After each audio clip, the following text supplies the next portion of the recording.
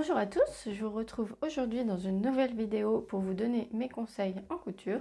Donc la semaine dernière, on a parlé de la découpe du tissu, donc je vous remets la vidéo en lien. Aujourd'hui, on va parler de comment épingler son tissu pour bien les préparer avant de passer à la couture. Donc si vous ne me connaissez pas, je suis Gaëlle, la créatrice des patrons Gallo qui Couture, et je vous donne dans une série de vidéos pour les débutants, plein de conseils pour bien démarrer en couture.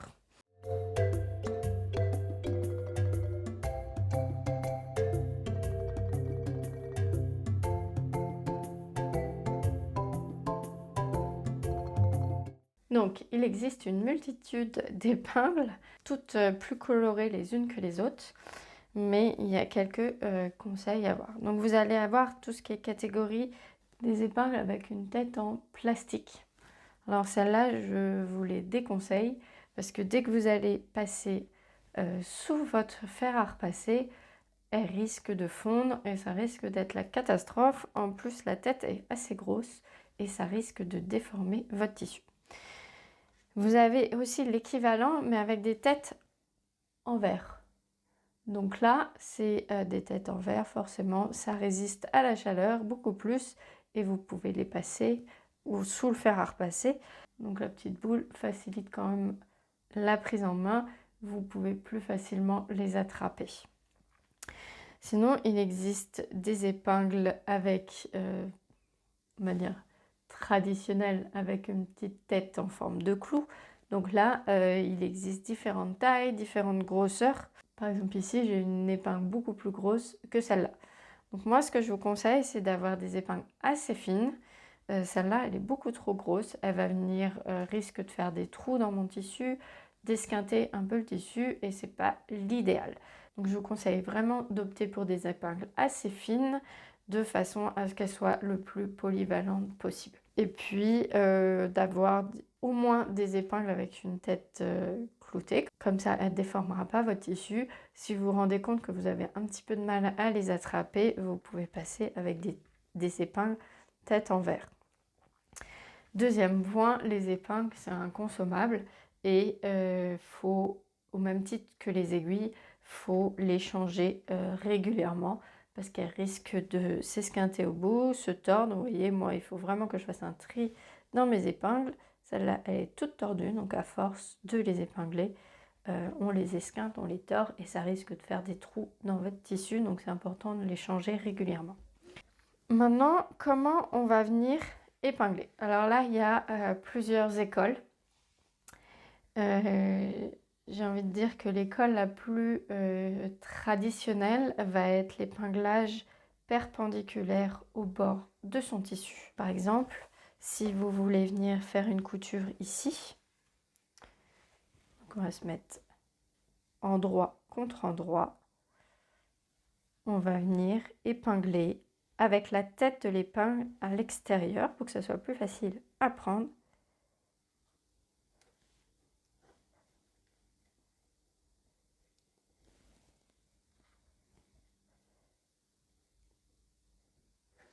Comme ceci.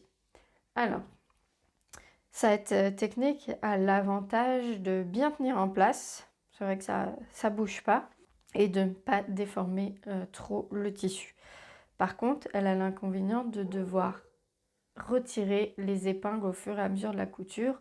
Ça va pas être dramatique si vous en laissez une ou deux, mais prenez quand même l'habitude à chaque fois de retirer vos épingles pour pas que l'aiguille vienne taper dans l'épingle et risque de tordre un petit peu votre machine. Moi, je vous conseille de les retirer. Surtout si ensuite vous passez avec une surjeteuse qui va venir couper le bord de votre tissu. Là, c'est pas pardonnable. Si vous avez une épingle qui reste, vous risquez de casser votre couteau et il n'y a plus qu'à le changer. Donc ça serait dommage. Donc, ce que l'on peut faire également, ça va être épingler parallèle au bord du tissu. Moi, c'est la technique qu'on m'a apprise à mes cours de couture quand j'ai débuté. Et moi, je la trouve pas mal. Mais alors, peut-être qu'elle n'est pas aussi traditionnelle, mais je trouve que pour tout ce qui est ligne droite, ça va être la technique la plus rapide.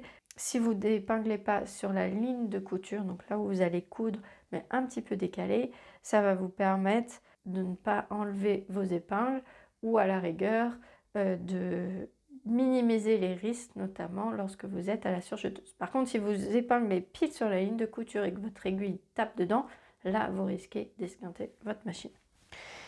Donc voilà, moi je trouve que ça tient quand même assez, c'est la méthode que je préconise. Donc par contre, vous voyez là, quand on a des formes un petit peu plus arrondies, un peu plus petites, là, je vous conseille vraiment de repasser à la technique perpendiculaire à votre bord du tissu pour vraiment venir épingler correctement. Là, cette pièce-là, elle va être un petit peu déformée par rapport à celle en dessous. Donc, c'est important de multiplier les épingles pour venir positionner correctement. Donc là, c'est droit. Ça bouge moins. On peut se permettre de la mettre perpendiculaire, parallèle au bord du tissu.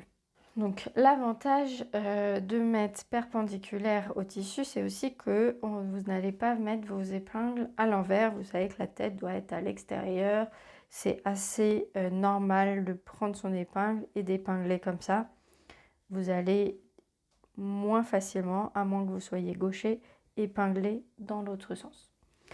Par contre, si vous choisissez la méthode parallèle aux coutures, dans ces cas-là, il faut faire attention au sens dans lequel vous allez mettre vos épingles. Si vous mettez vos épingles comme ceci ou comme ceci, lorsque l'on va se retrouver sous la machine, donc on va partir notre couture ici, donc on met l'ensemble du tissu sur la gauche et donc le bord de notre tissu sur la droite.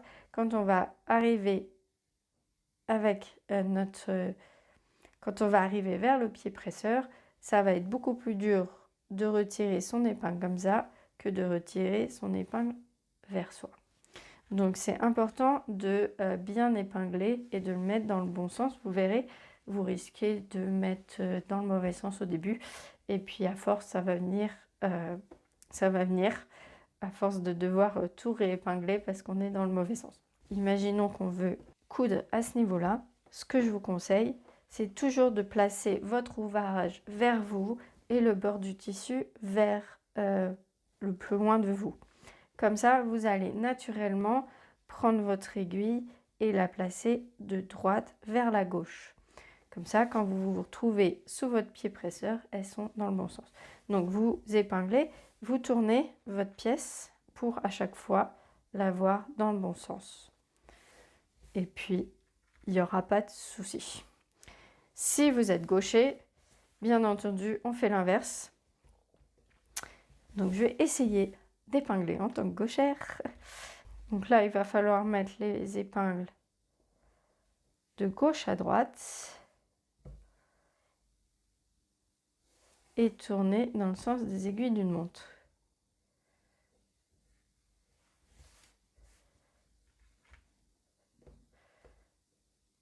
Pour toujours avoir le tissu vers nous. Donc voilà, donc, si vous suivez cette technique, vous ne devriez pas avoir de problème d'épingles mises à l'envers. Donc je récapitule, il y a deux techniques, il y a deux écoles. Il y a l'école parallèle, on évite de mettre sur la ligne de couture pour pas avoir de soucis si au cas où on oublie une épingle. Et puis il y a la technique de perpendiculaire. Donc là, on met la tête vers l'extérieur, ça déformera moins le tissu. Et puis, on pourra plus facilement les enlever. Cette technique est notamment la technique qu'il faut utiliser pour tout ce qui est petits arrondis, petites coutures un peu délicates. Donc, il ne faut pas hésiter à épingler suffisamment pour pas que le tissu bouge. Sinon, dernier point, peut-être que vous allez voir l'utilisation de petites pinces comme celle-ci. Je les utilise principalement quand je couds des tissus qui ne supportent pas l'épinglage, comme les tissus étanches. Tout ce qui est tissu enduit, soft shell, tout ça, si on met des aiguilles dedans, ça risque de perforer le tissu. Ça va perforer le tissu et donc on va perdre l'étanchéité.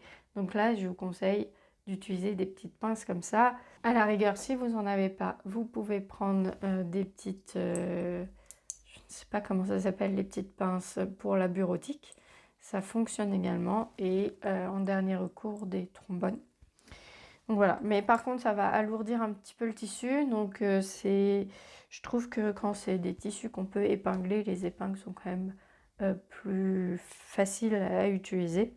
Donc voilà, mais sachez que ça existe et que vous pouvez en avoir quelques-unes au cas où vous ayez besoin de coudre des tissus qui demandent de ne pas être épinglés.